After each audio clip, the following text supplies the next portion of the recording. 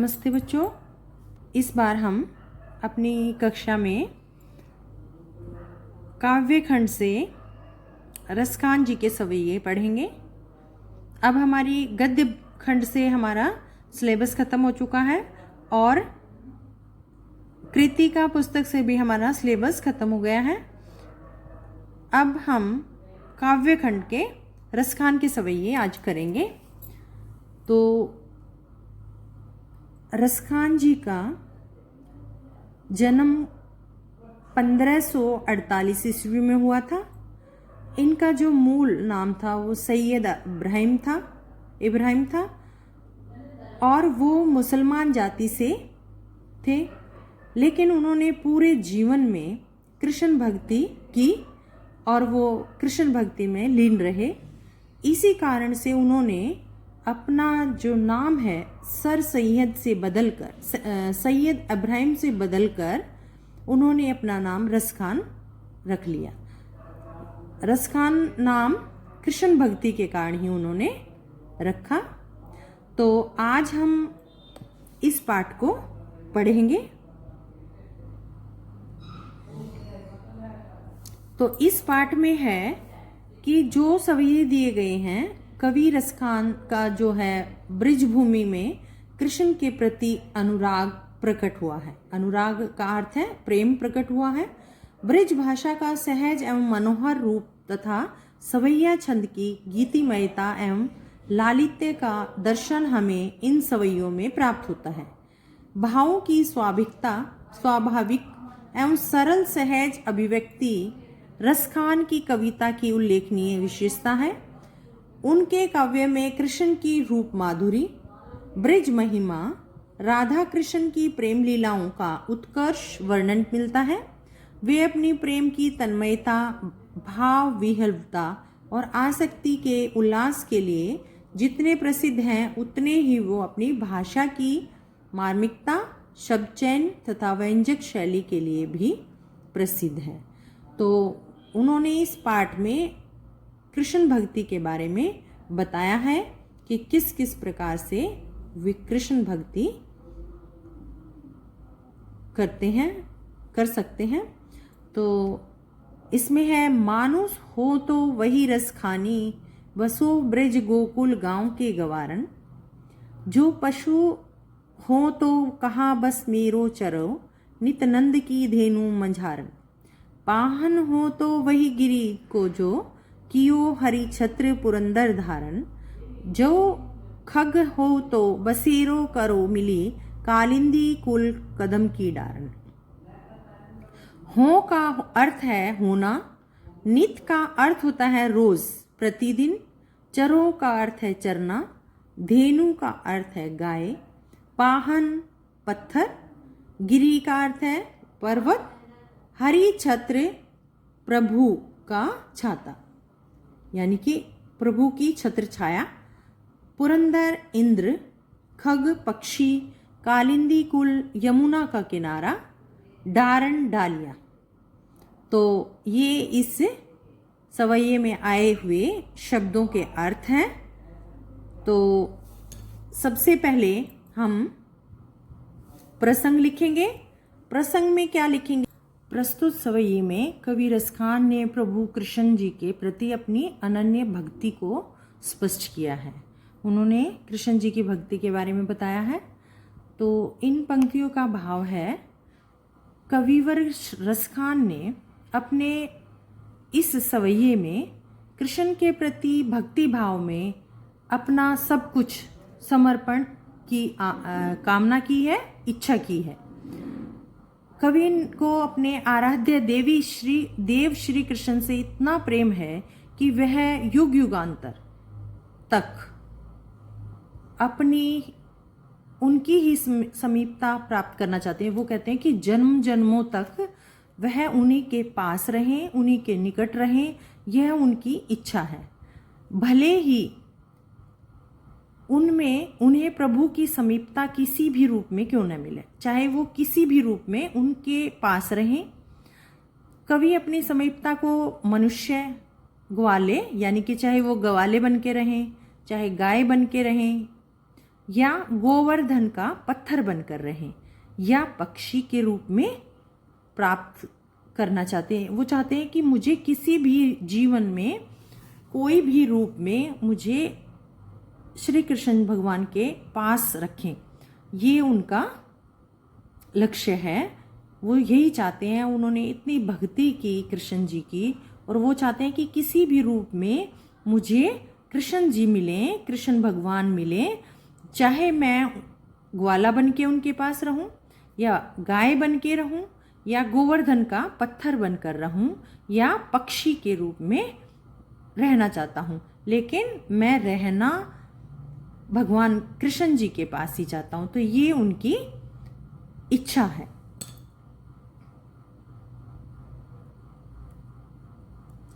तो इन पंक्तियों का शिल्प सौंदर्य है कि सवैये में ब्रज भाषा की मधुरता है। रसखान जी की भाषा में ब्रज भाषा की मधुरता है, कोमलता और सरसता दृष्टिगोचर होती है, दिखाई देती है। वसो व्रज गोकुल गांव के गवारन, नित नंद की धेनु मंझारन, बसेरो करो कालिंदी कुल कदम की डारन में अनुप्रास अलंकार की छटा देखने योग्य है। तो अलंकार अभी हमने पढ़े नहीं है, तो अलंकार पढ़ने के बाद हमें ये समझ में आएगा कि किस कारण से अनुप्रास अलंकार है।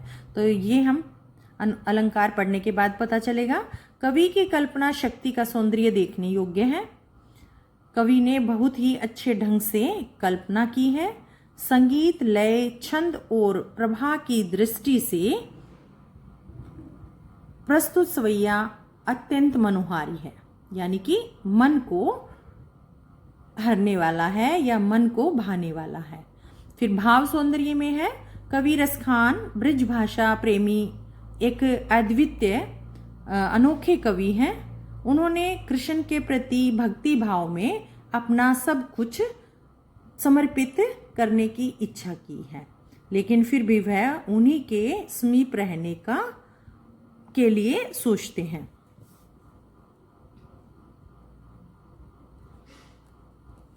फिर है, या लकुटी अरु कामरिया पर राजती हूँ पुर को तजी डारो, आठों सिद्धि नौ निधि के सुख नंद की गाय चराइए बिसारो, रसखान कभो इन आखिन सो ब्रज के वन बाग तड़ाग निहारो, कोटिक ए कल धोतो के धाम करील के कुंज ऊपर वारो।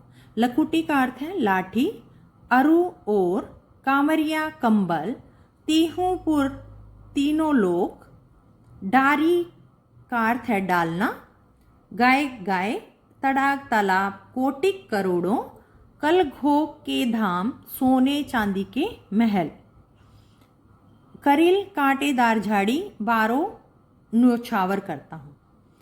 तो इस सवैये में उन्होंने अपने इष्ट देव के प्रति यानी कि कृष्ण भगवान के प्रति संपूर्ण समर्पण की अभिव्यक्ति की है। वे अपने प्रभु की सामान्य चीजों को प्राप्त करने के लिए तीनों लोकों का राज्य भी त्यागने को तैयार है। तो इसमें क्या बताते हैं, प्रस्तुत सवैये में कवि रसखान श्री कृष्ण के प्रति अपने अनन्य प्रेम को व्यक्त करते हुए कहते हैं कि गाय चराने जाते समय श्री कृष्ण जिस लाठी एवं कंबल को अपने पास रखते थे, उसे पाने के लिए वे तीनों लोकों का राज्य त्यागने के लिए हमेशा तत्पर रहते हैं। 8 सिद्धियां तथा 9 निधियों का सुख भी वे नंद की गाय चराने के लिए छोड़ सकते हैं। कवि का हृदय इस उत्कंठा से भरा हुआ है कि कब उनकी आंखों को ब्रज भूमि के वन, बाग, तालाब आदि देखने को मिले। वे ब्रज की लताओं से लदी कांटेदार झाड़ियां के ऊपर करोड़ों सोने चांदी के महल न्यौछावर कर सकते हैं। कवि रसखान अपना सर्वस्व त्याग कर ब्रज भूमि में निवास करने के लिए तैयार रहते हैं। मतलब वह उनको कोई सुख सुविधा किसी चीज़ के लिए उनकी इच्छा नहीं है। वह चाहते हैं कि मैं ब्रज भूमि में निवास करूं, वहीं रहूं, चाहे वो वहाँ कांटे हैं चाहे कुछ है, मुझे कुछ नहीं चाहिए। मुझे सिर्फ कृष्ण जी के आसपास रहने के लिए स्थान चाहिए। वह सब सुख सुविधाएं जीवन की छोड़ना त्यागना चाहते हैं। इसका शिल्प सौंदर्य है, सरस ब्रिज भाषा का प्रयोग किया गया है, यानी कि मधुर मीठी ब्रिज भाषा का प्रयोग किया गया है। भाषा सहज कोमल और मधुर है। अनुप्रास अलंकार, नवनिधि, गाय चराई, वजर ब्रिज के वन बाग, कोटिक एव कल धोत के धाम, करिल की कुंजन, संगीत लय छंद और प्रभा की दृष्टि से ये सवैया बहुत अधिक मन को भाने वाला है।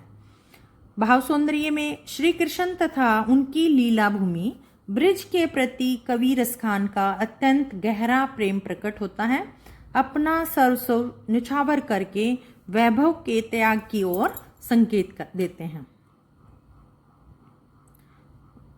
उसके बाद है, मोर पंखा सिर ऊपर राखियो, गूंज की माल गए परियोगी, ओढ़ी पितंबर ले लकुटी, वन गोधन गवारीन संग फिरोंगी, भाव तो वो ही मेरो रसखानी सो, तेरे कहे सब स्वांग करूंगी, या मुरली मुरलीधर की अब अधरान धरी अधरा न धरूंगी।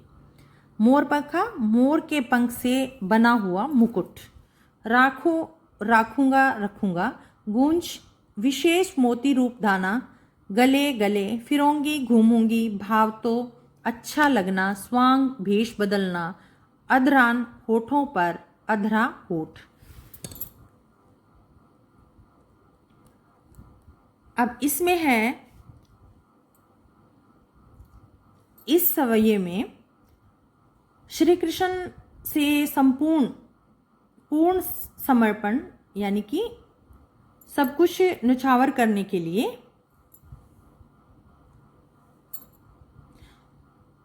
साथ प्रेम करने वाली गोपियां उनकी मुरली को ही अपनी सोत मानती हैं और वो उससे ईर्ष्या करने लगती हैं।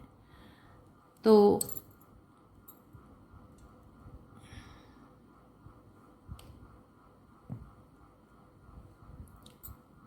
मोर पंखा सिर ऊपर राखियो, गूंज की माल गैरे पर हीरो। इस सवैये में श्री कृष्ण के रूप सौंदर्य के प्रति गोपियों का मुग्ध होना, यानी कि उसको देखकर बहुत खुश होना, उस पर बलिहारी होना उनका स्वाभाविक रूप था, उस प्रकट हो रहा था। एक सखी श्री कृष्ण का सानिध्य पाना चाहती है तो दूसरी गोपिकाओं उसको कृष्ण का रूप धारण करने को कहती हैं। पहली सखी सब कुछ करने को भी तैयार हो जाती है, परंतु सोतैया डाह यानी कि ईर्ष्या के कारण वह उनकी वंशी यानी कि मुरली को अपने होठों से लगाने से साफ साफ इनकार कर देती है, क्योंकि वह उसमें लीन हो जाएंगे तो वह अपनी ग्वालिनों की तरफ या गोपिकाओं की तरफ ध्यान नहीं देंगे, इसलिए उसने उसको सोत का दर्जा दिया है और वह उससे ईर्ष्या करती है।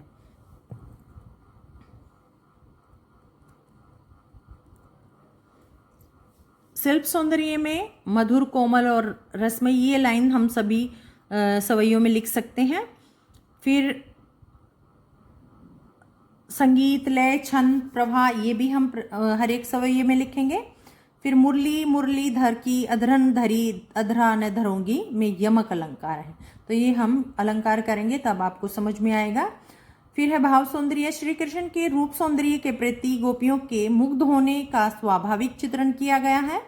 सब कुछ करने को तैयार गोपियां अपना व्यक्तित्व खोकर कृष्ण में लीन होना चाहती हैं। मुरली से ईर्ष्या होना स्वाभाविक ही है, इस ईर्ष्या में उनका कृष्ण के प्रति प्रेम झलकता है।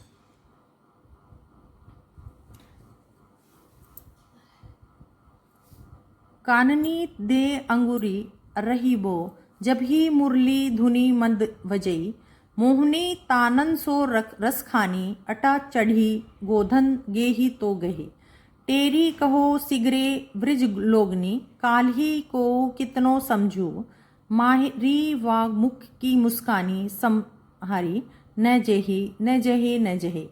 काननी कानों में दे देकर, धुनी धुन ताप, मंद धीमा तानन तानों से, अटा अटारी महल, हेरी पुकारना, सिगरे संपूर्ण समूचे, काल्ही कल माही माता जी, संहारी न जहे संभाल न पाना। तो इस सवैये में बताया गया है कि श्री कृष्ण की मोहनी मुस्कान, मोह लेने वाली मुस्कान जो है, उनकी बांसुरी की मीठी तान की महिमा स्पष्ट की गई है इस सवैये में। फिर भाव है इन पंक्तियों का कि श्री कृष्ण की मुरली की धुन और उनकी मनमोहक मुस्कान के अचूक प्रभाव और गोपिकाओं के हृदय की विवस्था का वर्णन है। एक गोपी कृष्ण पर इतनी आसक्त है कि चाहे कोई उसे कितना भी रोके, परंतु जब कृष्ण की मुरली की धुन उनके कानों में पड़ती है तो वह कृष्ण की मनमोहक मुस्कान एवं उसकी बांसुरी की धुन, मधुर धुन के सामने स्वयं को रोक ही नहीं पाती और वह उसमें आतुर हो जाती है, यानी कि उसमें खो जाती है। वह स्वयं को विवश महसूस करने लगती है, मजबूर अपने आप को समझने लगती है। रसमयी ब्रज भाषा का प्रयोग है। भाषा सरस, मधुर और कोमल है। अनुप्रास, अलंकार, मोहिनी, तानन, गोधई, गेही तो गही, काल्ही कोहू कितनी, मुक्की मुस्कानी। न जयही की आवृत्ति से गोपी का उन्माद अवस्था का चित्रण किया गया है। कानों में उंगली देने की बिंब योजना प्रभावशाली है। तो ये थे आपके सवैये। तो अगली कक्षा में इन सवैयों को आपको ध्यान से पढ़ना है, समझना है, इनके अर्थ याद करने हैं और अच्छी तरह से बार बार आपको इनको पढ़ना है, तभी आपको समझ में आएंगे। 8th क्लास में आपको इस तरह के कोई भी सवैये आदि नहीं थे, तो आपको फर्स्ट टाइम जब आप पढ़ोगे तो आपको थोड़ा नया लगेगा, लेकिन 2-3 बार इसको लगातार आप साथ साथ पढ़ लेना ताकि आपको अच्छी तरह से समझ आ जाए। और अगर नहीं आता तो आप साथ साथ पूछना भी कि हमें ये चीज़ समझ में नहीं आई, तो मैं उसको रिपीट करा दूंगी। बाकी अभ्यास इसका हम अगली कक्षा में करेंगे।